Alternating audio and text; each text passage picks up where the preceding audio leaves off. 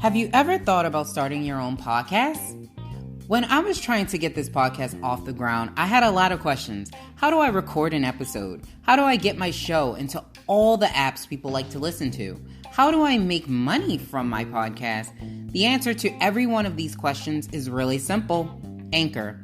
Anchor is a one-stop shop for recording, hosting, and distributing your podcast. Best of all, it's 100% free. And it's ridiculously easy to use. And now, Anchor can match you with great sponsors who want to advertise on your podcast. That means you can get paid to podcast right away. In fact, that's what I'm doing right now by reading this ad. I love using Anchor because if you're anything like me and you're not a techie, it makes it super easy. And you can get your podcast on as many platforms as you choose to. So if you've always wanted to start a podcast, make money doing it. Go to anchor.fm/start to join me and the diverse group of community of podcasters already using Anchor. That's anchor.fm/start. I can't wait to hear your podcast. Hey, welcome back to another episode of Millennials Anonymous Podcast. It is your girl, Leets Winnie, here back again, just like I said that I would be. Yeah, my name is Leets, and I'm a millennial, so let's get this party started, right? But before I can do that, I gotta just give a big shout out to Jay the Lioness. She was on Brunching Podcast with us. We had a really good time last week, so if you have not had a chance to do so, please check out her new music that she has out now. I believe it's Winter Blues, and her old music, one of the favorite albums that she has out that I enjoy is Evolve. So check out Jay the Lioness, and she will be going on tour in South Africa sometime. I don't know if it's this year or next year, but check her out and follow her on all social media so you know how to reach her. So I appreciate that. And guess what? We got a guest here today too. So Millennials Anonymous, we are not without guests. I know there's a lot going on with all of us that's on the platform. I know there's a lot that's going on with Millennials Anonymous Podcast. I love it and I like it, but I want you guys to know that we have guests here too, and we have some amazing guests here, and we have some amazing conversation here. And today we're actually going to have Nerra Muhammad on. She is an artist, she is an author, she is a teacher. So we are going to have her on, and I'm super excited, because teachers, like I said, they my favorite kind of people. They got a special place in my heart because they can do something that I can't do. Like, I tried it and it just wasn't for me, and I got kids and everything, and it was just like, baby, honey, no, the way your mind is set up, this ain't for you. Okay, so I appreciate teachers. Anytime I see teachers, I feel like teachers are undervalued. We got to give big ups to our teachers and our artists and creatives. So just shout out all the way around. So you'll be excited and you'll love that interview. It's coming up soon. But before we can do that, you know what we have to do? We have to give you the top 10 trending topics of the week. So I know what you're thinking. You've been talking too much. I know. Let's get into it. So here's what we got. Top 10 trending topics of the week. Alright, so Fury versus Wilder has got the internet abuzz, with Fury whooping Wilder's ass to the white meat. Yes, and he even was tasting blood. And he had said that he wanted to taste blood at some point during this fight, but no one actually thought he was going to do that. But in the video, it kind of shows that that's really, really nasty. Yeah. Not only is he tasting blood, it's sweat, it's dirt, it's a lot, it's nasty, and I'm a little concerned.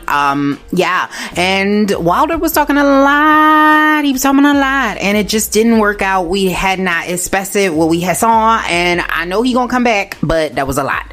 That was a lot, and I'm not gonna say nothing about Fury because he could really probably whoop everybody's ass at this point, and I don't want no problems. I don't want no problems.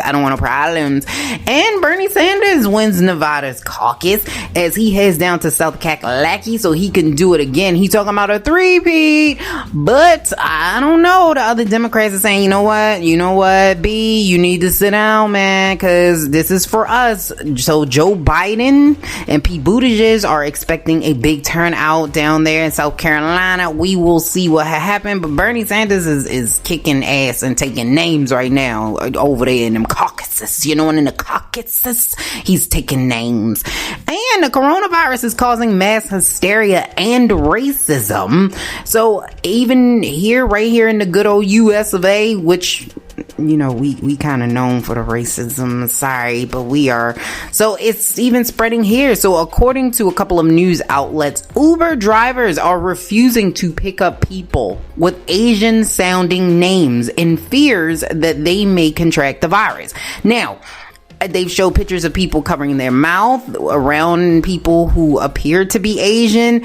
So this is getting really out of hand. So what I will say is that in order for you to get the virus, you have to be around someone who has had the virus. And I think we've only had like 13 cases here, confirmed cases here in the US.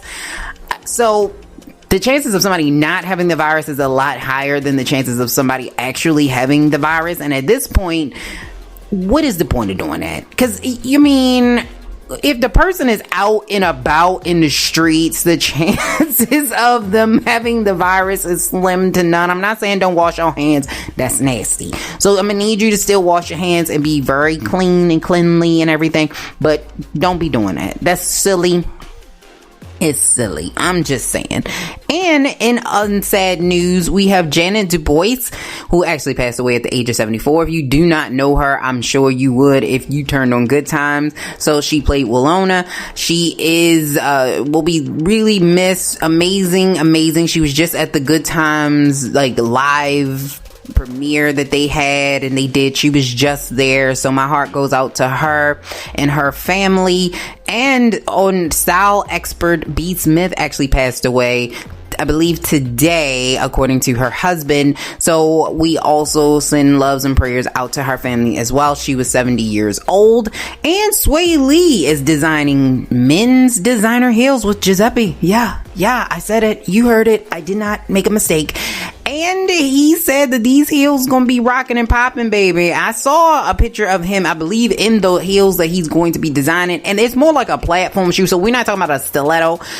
So it's remembers Prince, and what Prince had what he was wearing. No, not the blouses. I'm not talking about the blouses. I'm talking about the shoes. So you know how Prince used to wear them platform shoes with the big platform soles? That's what we talking about. So all my men who are vertically challenged can wear these shoes. So he can give you at least 2 or 3 inches in height. So this is something that is serious. He could give you some inches. He said the designs will be floral print, so I guess you can wear them to church if you want to. Maybe wear them to the office. I think he had on some shimmer shoes with some glitter. So if you want glitter and shimmer and flowers, this is for you. He said no flex zone. So he is from Ray Shrimmer. If you don't know who Sway Lee is, he is a rapper, young guy. So he said no flex zone. He said he don't got no type. It's just one of them things. So if this is what you want, it's coming. And Rick Ross's ex is calling out her. Yes, that's my best friend. That's my best friend, Jennifer Williams from Basketball Wives, who allegedly is dating her ex, Rick Ross. Girl code violation. She has said that she thinks that her friend is dating her. I smell a storyline. Ricky Ross. Just me personally, I smell a storyline. I smell a reality show. I don't know how real this is. It might be, maybe she met him in a Wingstop, and he was like, huh. And then they started dating or whatever, allegedly, but I just smell a storyline. I just do. And the 14-year-old girl who created the Renegade dance is finally getting her due when websites like The Shade Room are calling for equality for African American creators on things like Instagram and TikTok. So she's getting her due. Originally, if you were watching All-Star Week, you saw the TikTok girls who were getting all the shine, and people just was like, they ain't the originals. So if you gonna have them out there, I'm gonna need you to get the original out there. And they did bring her out, and she was on Ellen. And so now she's getting her props. So this is really good for her, and it's good for her brand, because now she can get a little money out of this. Maybe she can pay for college or whatever, start a business, whatever she got. So we need our young people to get their credit and their due. And PayPal, accidentally credits a man. It's $92 quadrillion in error. And he is from Pennsylvania. He's a business executive in Pennsylvania who uses PayPal for his side business. And he said usually he has a zero balance. The most he's ever gotten was $1,000. And when he logged in, he was quite shocked to see that he was the richest man in the world. However, he logged back out, I guess, in just plain delirium, and he logged back in just to see the reality had set in, and it was back to zero. And for his troubles, they did credit him, I think, a couple of dollars, not a whole lot, but for his troubles, they did credit him. So we'll see what happens with that. And if you like Stranger Things like I like Stranger Things, you will be happy to know that Hopper may be reappearing in Stranger Things, as he showed up in a sneak peek. So we shall see what happened. I like it. Maybe he's in the Upside Down. Maybe it's spreading. We don't know what happened, so we gotta wait and see what happened with that. And according to Men's Health magazine, Spotify's playlist of the top songs and artists to have sex with, sex to, are as follows. So here are the top 3 artists. So we have The Weeknd, Trey Songz, and Jeremiah. So I guess Trey Songz, I can see it. Put it to bed. The Weeknd, I don't know what song you listening to have sex. I'm not a music sex kind of girl. Like, that's not my thing. I don't do that. But maybe some people do be doing that. I don't know. Whatever. And then Jeremiah, I could see that, I guess. I mean, I don't know. I have to go back and listen to these songs, because I'm not so sure about these choices. And millennials, come on. The top songs to have sex to, according to Men's Health magazine, is Neighbors Know My Name by Trey Songz, Slow Motion by Trey Songz, and All the Time by Jeremiah. Okay, early in the morning to think about you. Okay, I'm gonna need for okay, we gonna have to have a conversation, because that's not even okay, never mind. I don't know what's going on with y'all millennials, because that's not even like a sex. Maybe it got a rhythm. Maybe there's a rhythm. I don't know. Maybe there's a rhythm. I was just trying to imagine it in my mind. But it kind of has that, so then I'm like, do you stop at that point? Is that little pumps? I'm not sure. Like, that's a lot. And so I don't know. I don't know, millennials. We need to have a conversation, and I don't like it. I don't like it at all. Like, can we go back to the originals? Can we go back to the old school music if we gonna do it? Put on some Marvin Gaye. Put on some, because at least those. Okay, I'm gonna stop. I'm gonna let it go. It's over. I'm done with it. This has been your top 10 trending topics of the week. Let's get into the topics of the day before we can get into the interview with Nerra Muhammad. Alright, so let's get into it. So the topic that we're going to talk about today is Miss Ayiesha Curry. And if you don't know who she is the wife of Stephen Curry, the basketball player who plays for the Golden State Warriors. And she is also a chef. She has a couple of restaurants. I believe she's on, or was on, America's Baking Challenge show. And so she's doing some stuff. And she's recently posted some photos of her and her husband on Valentine's Day weekend, and people went in on her and they wasn't having it. And so if you've not seen the picture, it's like if you ever held a baby, well, not like you hold a baby, not like you hold an infant, like a baby, like not how you hold a baby, but like a toddler, like, okay, let me not, no. All right, I take that back. So basically she was facing him and he was facing her, and then he had picked her up, and then he kind of was like leaned in a little bit so you could see his man package at the bottom. So he had a delivery at the bottom, and she was kind of like licking his forehead. So it was a lot going on. It was a steamy photo that they had posted between them two, as a husband and a wife, mind you, not just some randomness. It was a husband and a wife, and she posted it. She also posted another picture of her in her bikini laying with her husband out having a good time in vacation. Okay, it happened every day, so you probably like, why are we talking about it? So here's why. So basically people clap back at hers because that's not the tune she was really telling. She was telling women to kind of be modest, and people called her out on it. People like Amanda Seales, questioned her and they called her out. Because back in 2015, here is what Ayiesha posted. She said, everyone's into barely wearing clothes these days, huh? Not my style. I like to keep the good stuff covered up for the one who matters. And so this got people up in their feelings, especially since on Instagram everybody is naked. If you're an influencer and you're not half naked, I've not seen that yet. Everybody who's an influencer that I've seen, male or female, has been half naked on there at some point. Everybody got an underwear picture on their Instagram somewhere. If you are an influencer, that's just kind of like how it work.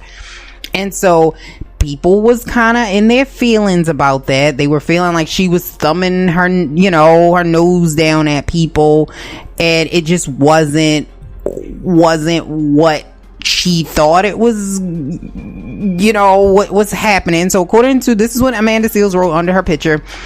She said, weren't you bashing other women for posting bikini pics? And Ayiesha clapped back and said, nope, never actually. It's really easy for people to read into things, make assumptions, and turn a whole nothing into something. And of course, it's not going to end there. First of all, Amanda Seales is not a clap. Like, if you clap back at Amanda Seales, it's not gonna be over. Like, that's just how it is. Like, she's gonna clap back again. And so she said, those were your words. She continued, it's cool. People change, and 99.9% of the time, people with opinions like your old one tend to backtrack at a later date. Your body is amazing, and I felt like your opinion on staying covered up for the one who matters was insidious, outdated opinion.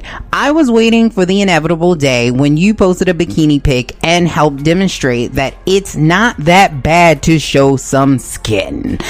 Okay, but Ayiesha said, I ain't gonna be outdone in this light skin battle. She said, I was talking about someone walking around casually shopping in nipple pasties.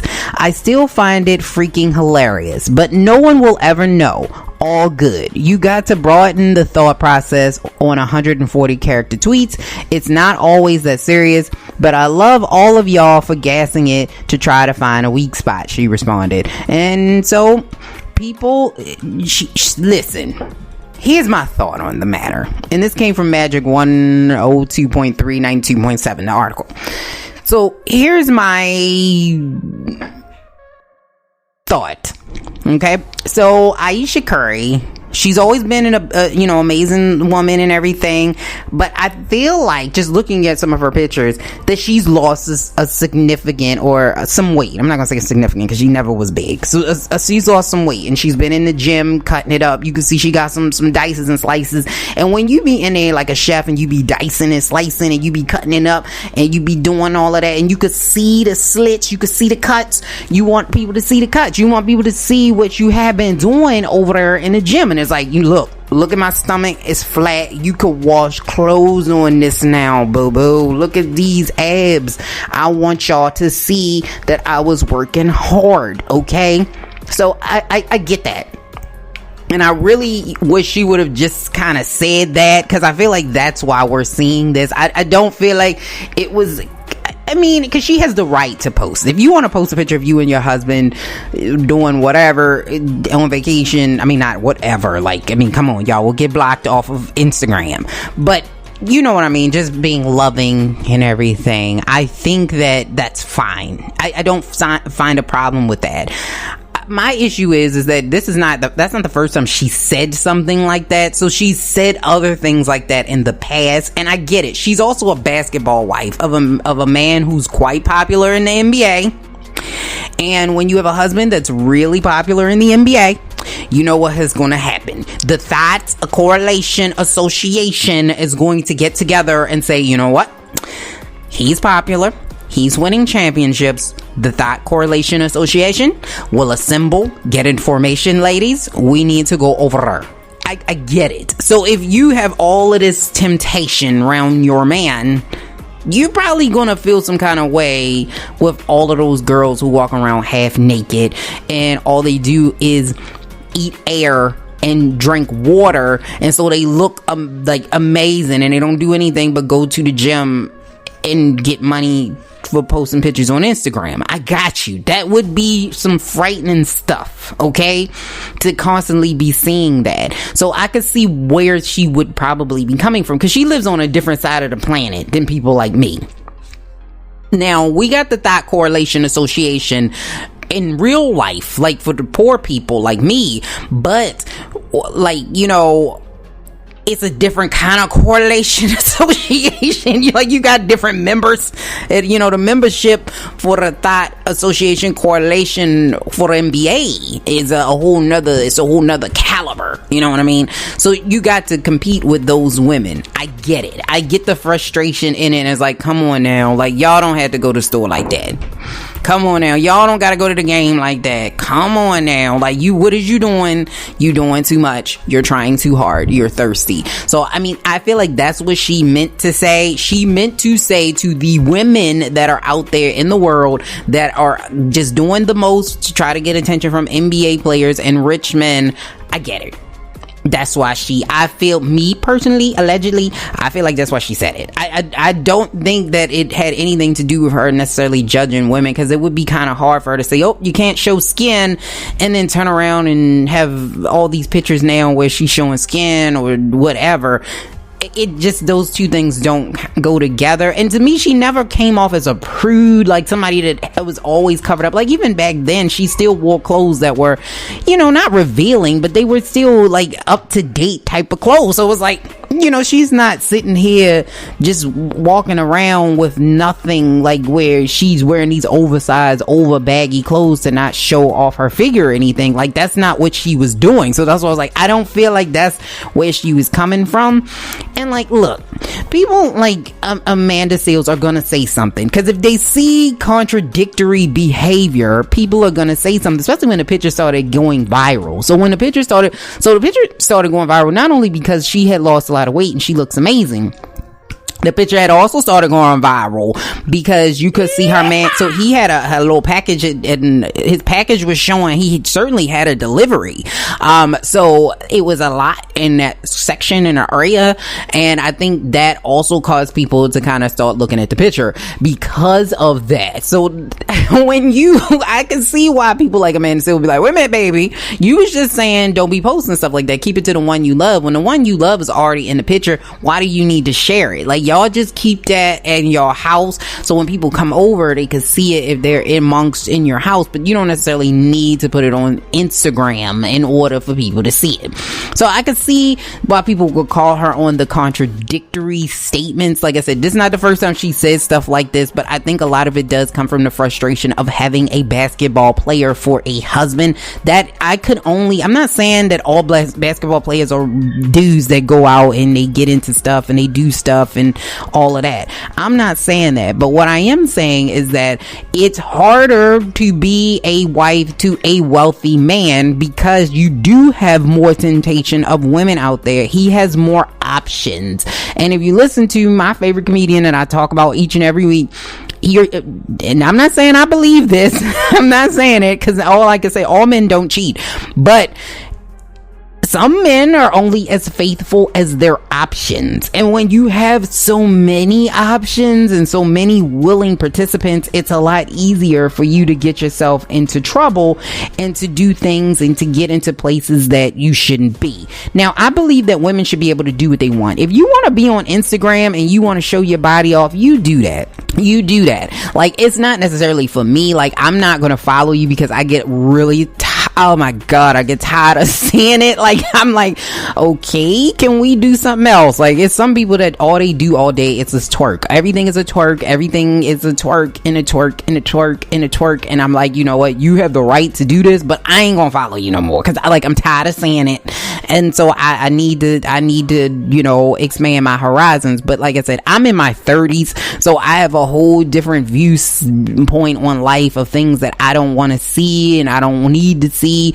But I feel like women should be able to do what they want. We have been kind of like suppressed for so long and objectified that if you want to be able to be free sexually and you want to be able to show how free you are sexually and express yourself in that manner, you should be able to do so, and that's nobody else's business. So if you want to go out there and you want to express yourself and be sexually open, you do that. And I don't think anybody should have to, call you on it, because Amanda still says, well, people change their mind and your way of thinking is outdated. And I'm like, maybe it is, maybe it's not, because there are actually some women out there that do feel that way, and they do feel that, I would rather just be covered up. I feel more comfortable, not even just for a man, but just in general. Some women just feel more comfortable being covered up. Like, I don't have to be naked out here to show you that I'm sexually open. That's not what this is about. I don't need to do that to feel the validation. I don't need to do that to get likes. So it's not old or archaic, like she said. Just say that it's based on the woman. It's based on what you want to do. So if you feel you want to be open and free, you be open and free. But what I will say is that if you post stuff on social media like Miss Ayiesha Curry did, and you kind of like say, you shouldn't do this, you shouldn't do that, you shouldn't do this, people are going to call you on it. So you can't get upset. You can't clap back at people for calling out some stuff that you said. So that's what you had said, and you said it more than once. So if you're gonna say it, you gotta stand in it, and you should have. What I would have liked to her to have said was, I lost weight, I feel good, I felt great then, but I feel better now, and I've been working really hard in the gym. I just wanted to be able to showcase what I have been able to do and all the work that I've done and put in. And yeah, I changed my mind because I felt like I was being constricted and I couldn't be who I was, and I couldn't show what I wanted because I had this image I was trying to uphold, and now I just want to be open and free. If she would have just said that, I would have been like, boom, okay, got you, perfect, baby, got you, I love it. But I feel like we kind of got a little bit of this backtrack. We got a little bit of backtracking, and Ayiesha, we did. Ayiesha, girl, what you done there? We got a little backtrack. Don't backtrack. You shouldn't. Don't backtrack. Just go forth with it. Don't say people read into it. Nope, that's kind of what you wrote. So, just say, I felt like that then. I don't feel like that now. This the new me. Get ready for it. Get ready for it, bitches, because I'm going to be out here, and I'm going to be out here in these streets on Instagram. You're going to see more pictures like this. I might not even be at the beach next time you see me in a bikini. Maybe I'll be in my bathroom like all the rest of y'all. Just saying, you going to see it. But that's all I'm got to say. Okay. So that's what you need to know. So, Ayiesha, just be real. Amanda, leave alone. Everybody, just let's be friendly and lovely. Okay, that's it. I'm done.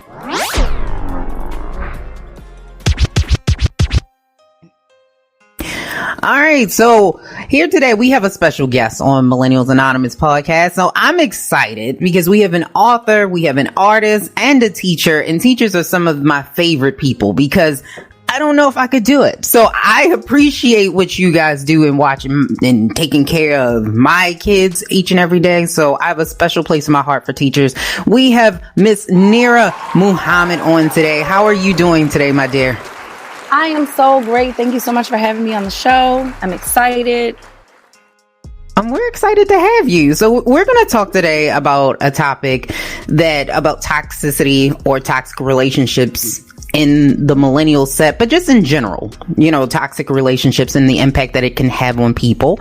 And the reason why we're actually having this conversation is because Miss Muhammad actually wrote an article in medium.com, I love you, but I love me more. And it really sparked my interest about these types of relationships that we have in the culture that we live in.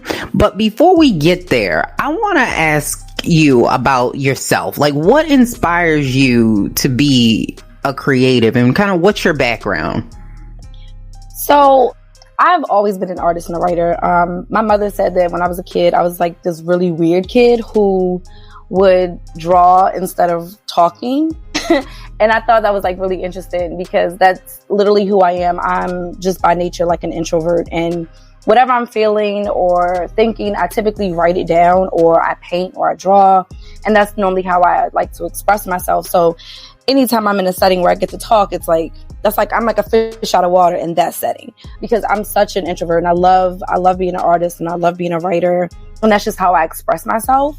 So for me, just like, I grew up in a single family household, you know, I'm the oldest girl, I have an older brother, but you know, what really sparked, I think, when I just realized like that I was a writer, I actually started writing about my father. My father he was in and out of jail, and you know, I just started writing, and my diary was more like a form of poetry.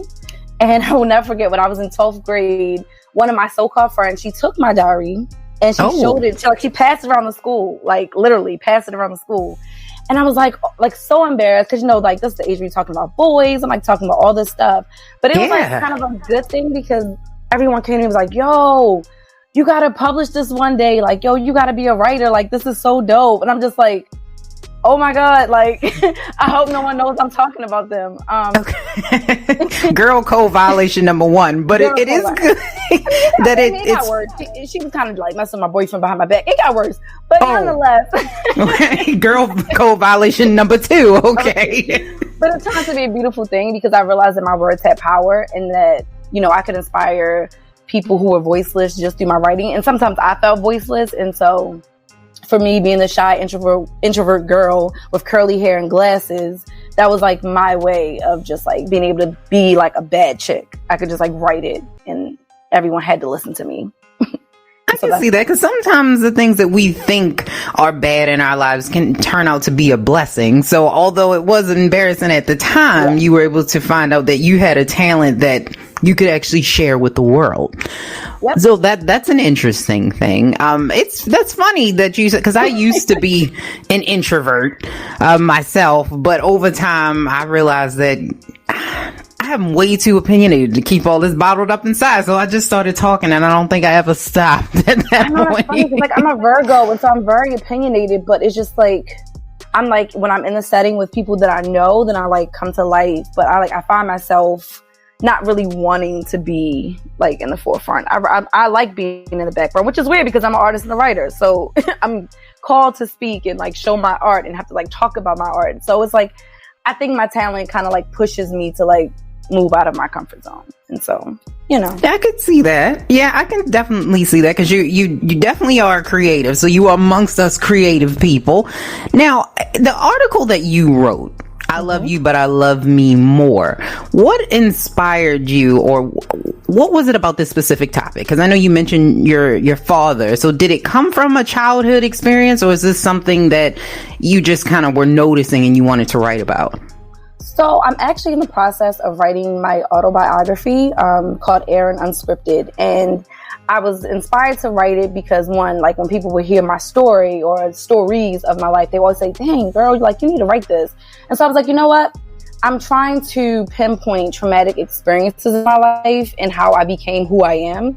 And so through writing Aaron Unscripted, I've just been able to really pinpoint like moments of my life that have really impacted, like, why I'm afraid of like being next to a window. You know what I mean? Like, because this girl that I knew in first grade got shot in her house, like, during a drive shooting. And so it just sparked me that, you know, so often, you know, our interactions with people, like, they really do shape who we are.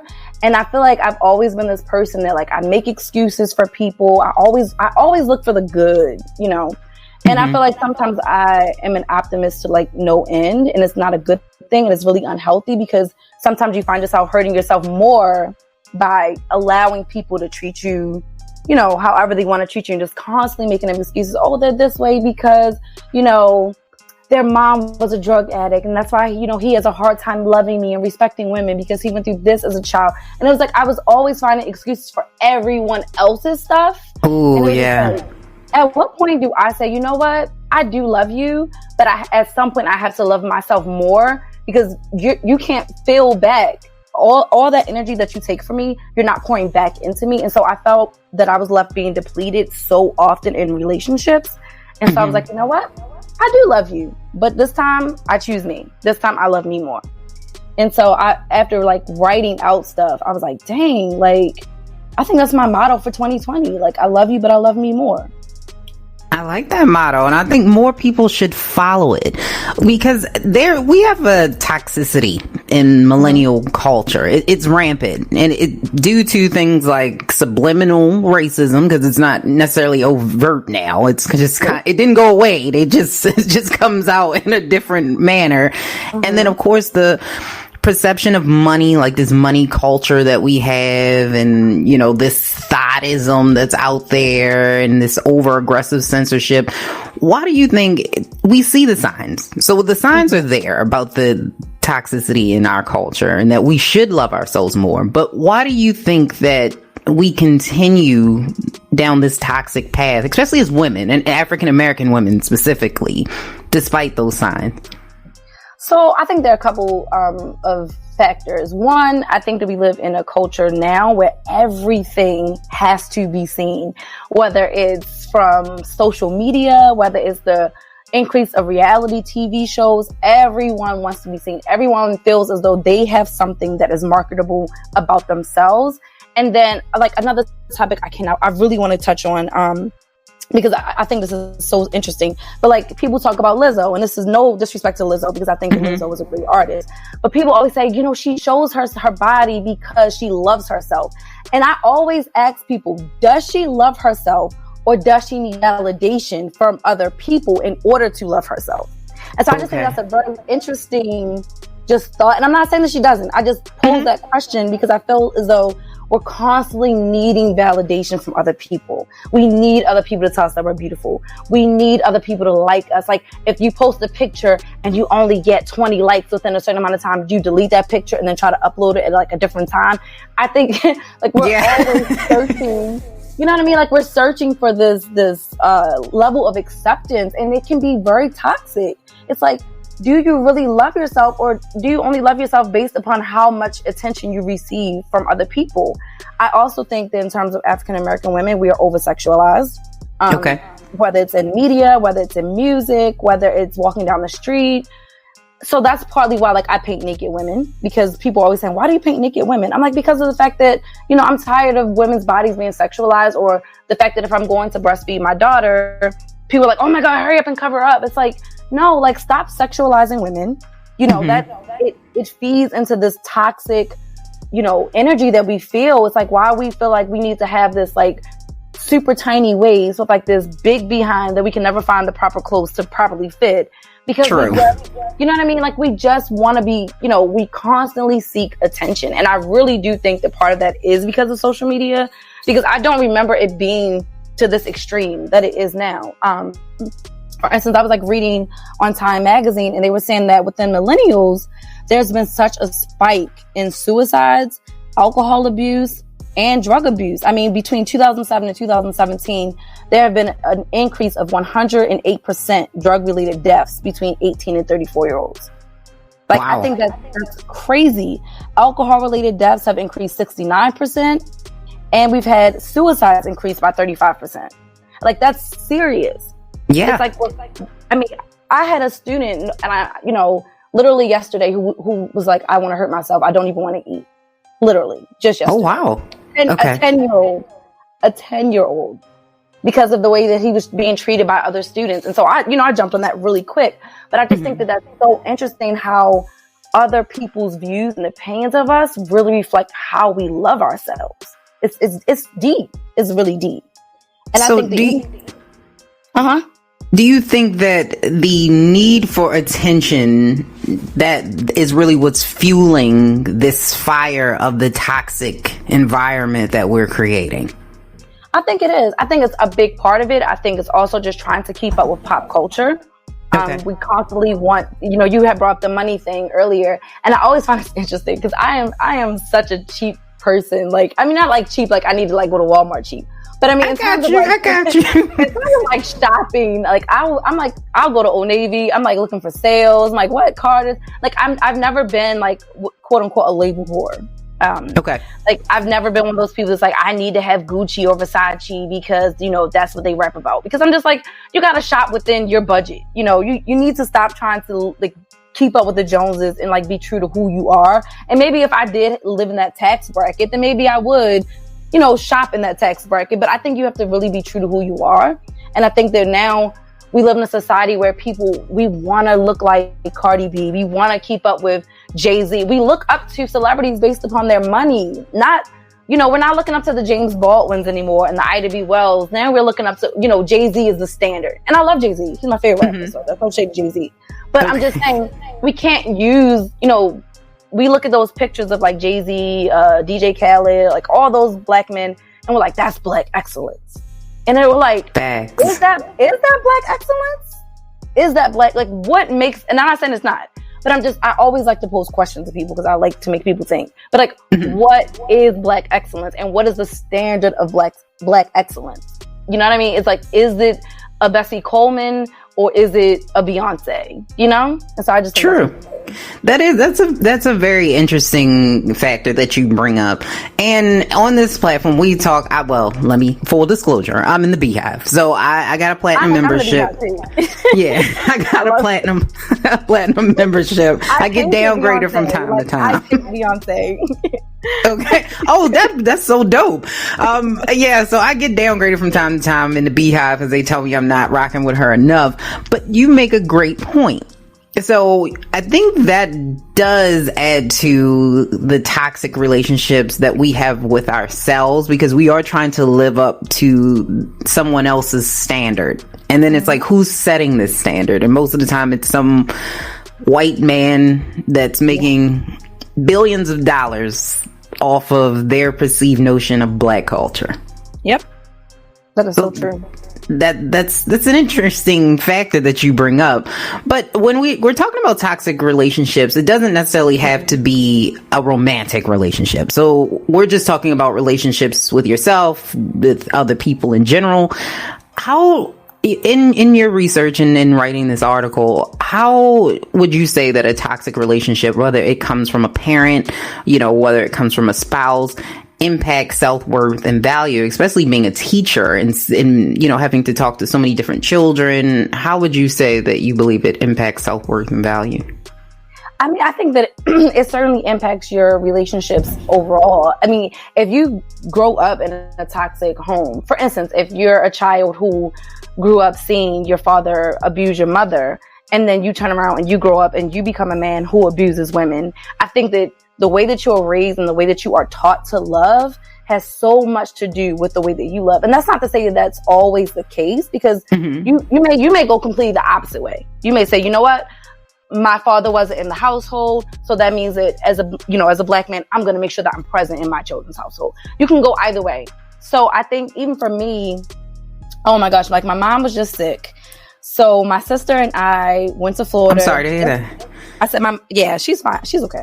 But she was sick and she was in the hospital for a while. So my sister and I, we decided, we have to go see our mother. She's in Florida. She's pretty much by herself. We have to go down there. And this was just in January. So this is fairly recent.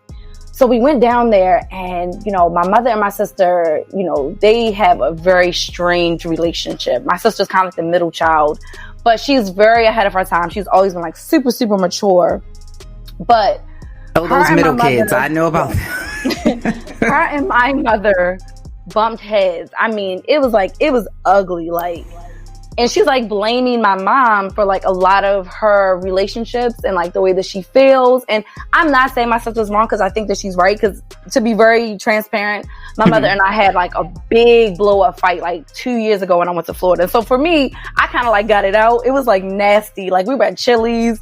It was like, oh, okay. It was like really bad. Like, and it was like all these feelings that I didn't even know like that I was so bothered by, like just like came bubbling out, and it just got like really, really bad. And so I was trying to like be the middleman between like her and my sister, but I was just like, dang, like seeing my sister like break down crying and just like, I'm struggling to love because of you. I'm struggling, like she's trying to be so opposite of my mother. Like in this, my mom was a middle child herself. And she came from parents who my grandmother tried to abort my mother like multiple times. Okay. Because my great grandmother told my mom that if she got pregnant again, she was going to have to marry my grandfather. And my grandmother was like, I don't know how she did that, but she got pregnant again. And so she wanted to abort my mom. And so my mom always kind of grew up feeling resented by her parents. And if it took years for her to even find out, that my grandmother tried to abort her. Mm-hmm. But she always tells us, like, the way that she loves us, you know, it kind of stemmed from the way that she was loved. And so I think she tried to overcompensate with gifts and like buying us things. And maybe she wasn't as affectionate, like hands-on, touchy-feely. But then she was also a single mom. And so I think my sister resents her for just like a lot of different things. But I'm always telling her, like, one, you know, you really got to go back and try to like pinpoint exactly what it is you're mad at her about. You can't just say like that you're mad at her. I'm like, you gotta be very intentional and specific, because it's easy to tell someone that you're upset at them and then expect them to change their behavior, but you can't tell them what the behavior is they need to change. So that's one. You know, I'm like, you got to tell mom, like, hey, mom, this is what it is. Like, I came out shooting daggers. Like, this is what it was. I was mad that you left me before I graduated high school. You moved to North Carolina. Like, I felt like you weren't there for me. You know what I mean? I was very intentional. Direct. Like, very direct. Like, you have to be. And I think too often we're not direct enough when trying to mend those relationships. One, you probably noticed, in the Black community, we sweep too much stuff under the rug. Too much. That was my next question. Why is the African American, it seems to be more acceptable in African American society and culture? I'm gonna be honest, I think it stems from slavery. I think that it stems from us always trying to be so strong. Yes. Too often, I hate being called a strong Black woman. I hate it, personally. Like, I don't like when people tell me that. I don't want to be labeled as that, because then it's to say, get over it. You're a strong Black woman. It's nothing you can't get over. Like, no, that's not true. That's toxic.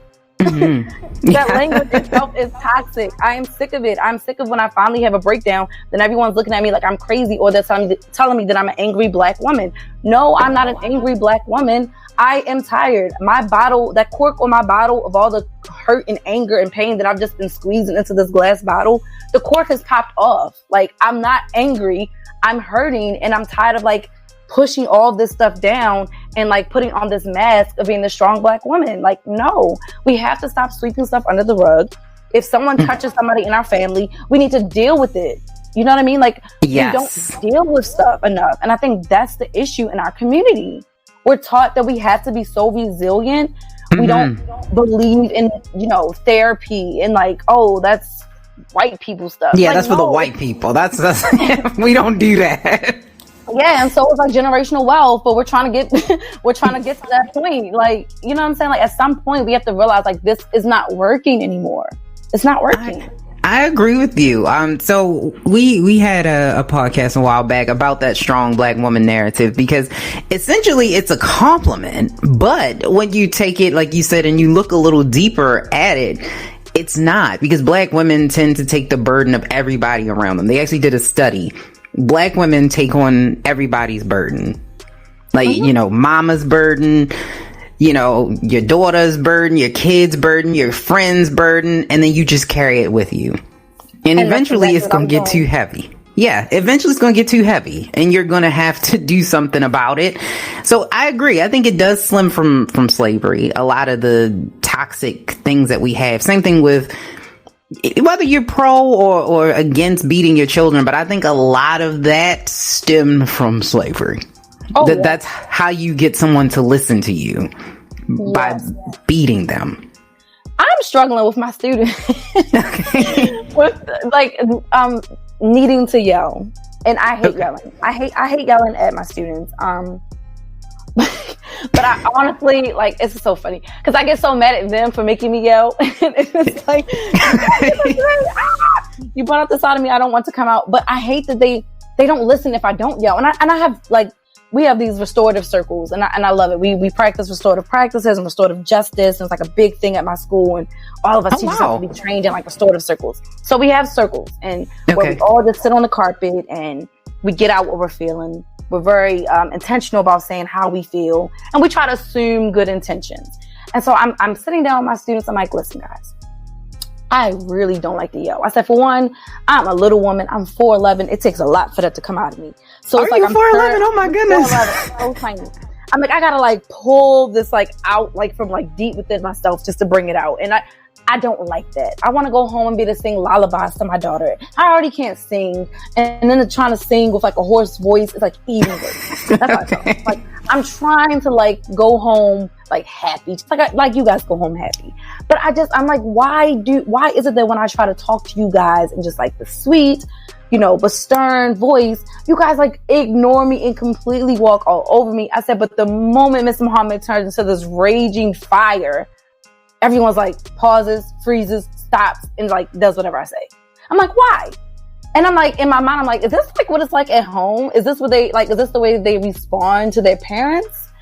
And I just have to like try to take myself out of the equation and just like keep having these restorative circles and pray that like eventually we'll get to a place where I can like not be this raging fire and just like talk to my kids like human beings. But I'm interested in that theory. Like, are they yelled at home? In that is and I'm not judging their parents because I get it. I get right too. Nigel gets yelled at, but I'm just curious. Like within the Black community, do our children only listen to that type of energy because that's the way that we adjust them at home, my son included? So that's very true.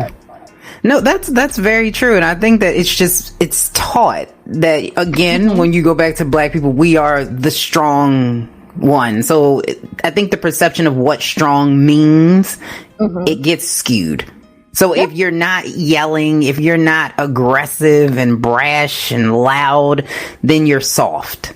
Yes, she's not serious. She didn't yell yet, y'all. We can keep going to talk. Like, what? No, guys.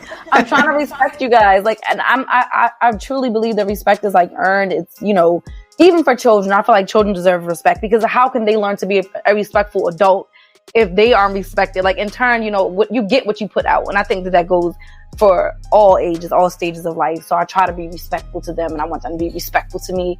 And it's just like, I'm trying to teach them something that's not taught in books. And so I think that's just like, I'm like, guys, come on, meet me halfway. And I'm trying to be a better, like, even with my son, like, I'm trying to be a better mom. Like, I don't want to be the mom that's always yelling or, threatening to beat him and never beat him, because I don't beat him. I tried it like one time and I felt awful about it. And so I was like, you know what? The beating thing's not for me. You're like, I'm not doing this anymore. I don't think it's for me. Honestly, it's not. Like, I felt like a toxic parent, even like in beating him. I felt like, geez, like, no, like, that's not the parent that I want to be. I don't even want to be the parent that yells. I want to be to look my son in the eye and have a conversation with him, and him realize, like, you know what? My mother can be calm and respectful to me. I need to give that back to her.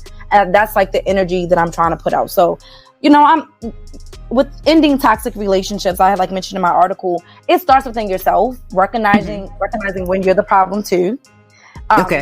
Recognizing what you need to change within yourself. And I think that's part of just my process of writing, is just recognizing the times when I've been the toxic person or had a toxic behavior. And even my making excuses for other people can be seen as something toxic, where I thought it was coming from a place of love and me just trying to like be understanding. I think that you have to set standards for yourself and like cutoffs. Like, you only have X amount of time to do this to me before I'm just like, you know what?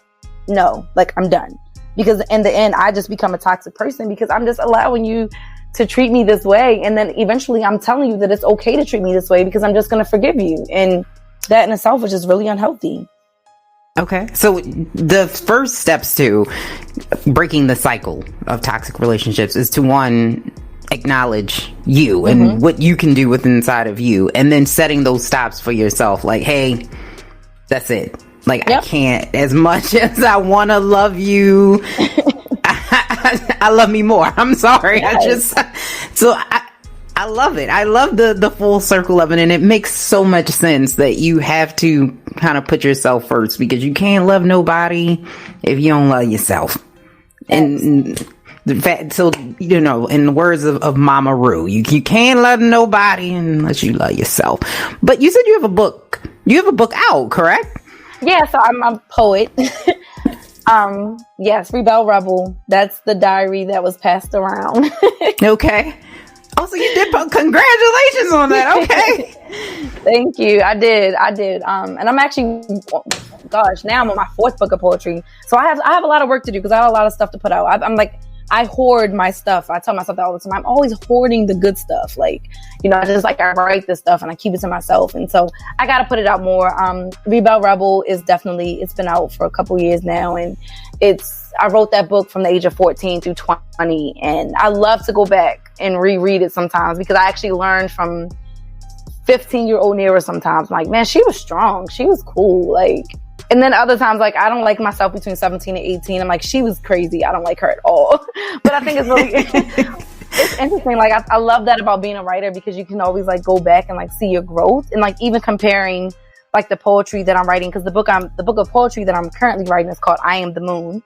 And so like looking at I Am the Moon and then looking at Rebel Rebel, I'm just like, wow, like these are like two totally different women, but you have to like follow the steps to see how she became who she is. And so I'm excited to like get some more stuff published and like put out some more work and just like let people like follow the story, because it's really a journey of self-discovery. And I think that's what I like about it. It's a Black girl on a journey to self-discovery. That's it. Awesome. I mean, for me, I wasn't that insightful. So when I went back and read myself, I was like, okay. But I love to see people that have, had that insight for a very long time, and to see writers, because I dabble in writing from time to time. I'm not a poet.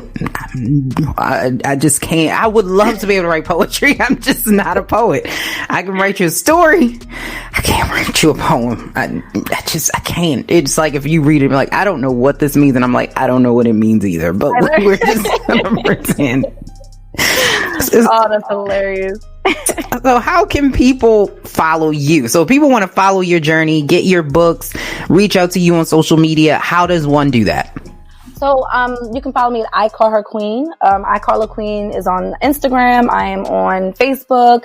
I Call Her Queen, Nerra Muhammad. Those are two different sides of me. You can follow either one.